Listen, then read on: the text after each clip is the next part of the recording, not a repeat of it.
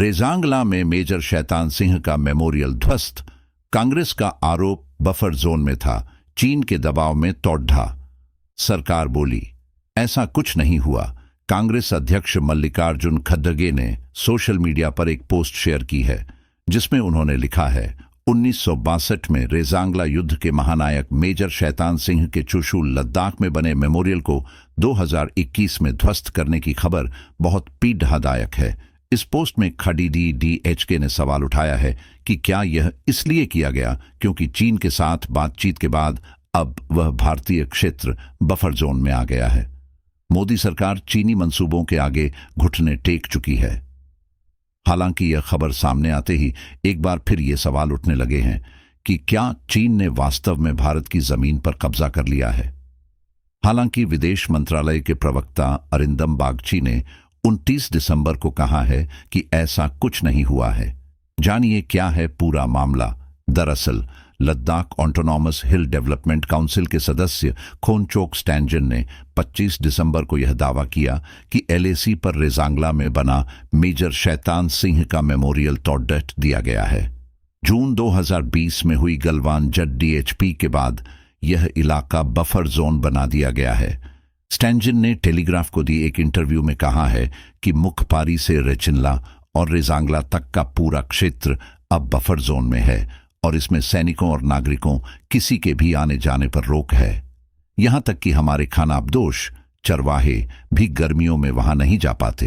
रेजांगला में जहां यह मेमोरियल था, ये वही जगह है जहां 1962 में परमवीर चक्र से सम्मानित मेजर शैतान सिंह का शव मिला था। यह मेमोरियल 25 अक्टूबर 2020 को 8 कुमाऊं रेजिमेंट ने बनाया था। भारतीय सेना ने ऑपरेशन स्नो लेपर्ड के दौरान हजारों चीनी सैनिकों से मुकाबले के बाद यहां कब्जा किया था। 2021 में राजनाथ सिंह ने किया था राष्ट्र को समर्पित। इधर कुछ रिपोर्ट्स में कहा जा रहा है कि रेजांगला के 114 शहीदों की याद में बनाया गया वॉर मेमोरियल आज भी अहीर धाम लद्दाख में मौजूद है, जिसे 5 अगस्त 1963 को बनाया गया था। इसकी मरम्मत के बाद रक्षा मंत्री राजनाथ सिंह ने नवंबर 2021 को इसे राष्ट्र को समर्पित कर दिया था।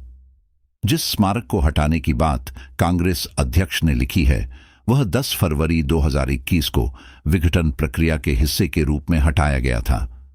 रिपोर्ट्स में यह भी दावा किया जा रहा है कि इसका कोई ऐतिहासिक महत्व नहीं था। यह शैतान सिंह की यूनिट यानी 8 कुमाऊं के सैनिकों के जरिए बनाया गया था। 1962 के बाद से भारत ने इस क्षेत्र में अपनी स्थिति नहीं बदली है। जवानों की तैनाती प्रोटोकॉल और समझौतों के अनुसार ही है। अब इस आरोप प्रत्यारोप से इतर कुछ बातें। भारत का दावा है कि हमारी 1 इंच भी जमीन चीन के कब्जे में नहीं है। हालांकि 2022 की शुरुआत में दोनों देशों ने बफर जोन लागू करने का फैसला किया था।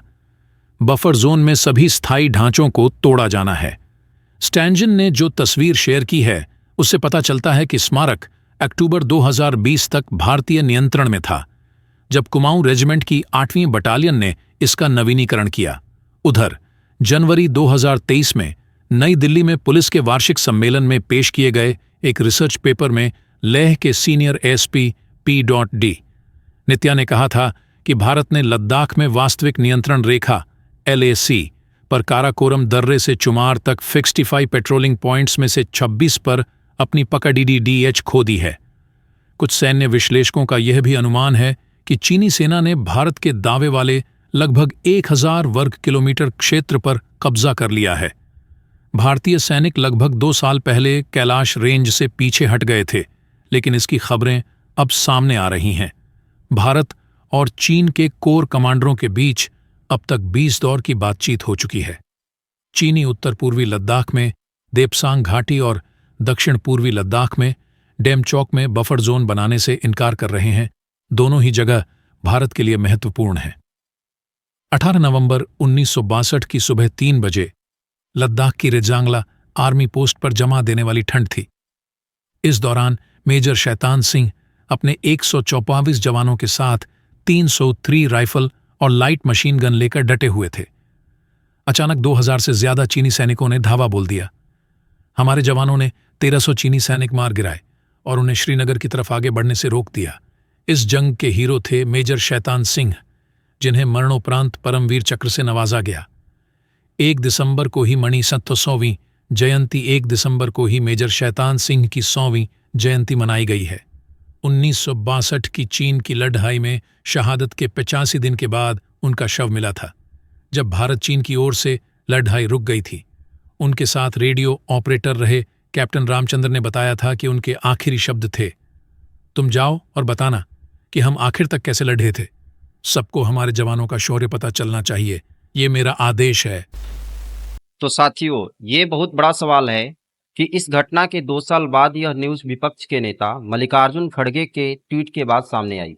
तो मेरे प्यारे देशवासियों, ये मामला देश के सुरक्षा व स्वाभिमान से जुड़ी है, इसलिए इस पर सरकार को इस घटना की हकीकत के लिए जनता से बताना चाहिए, अपनी गलती माननी चाहिए अगर ऐसा हुआ है तो, और जनता ये तय करेगी कि ये सरकार कितनी सही है।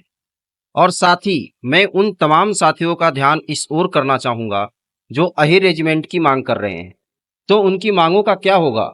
जो सरकार आपके अपनों के शहादत स्थलों को सुरक्षित नहीं रख पा रही है, वह क्या आपको अहिर रेजिमेंट दे पाएगी? सेना के गौरव को सुरक्षित रख पाएगी? तो साथियों, ये एक बहुत बड़ा सवाल है जिसके बारे में आपको छोड़ रहा हूँ, जो आप इसके बारे में सोचिए और कमेंट के माध्यम से बताइए। नमस्कार।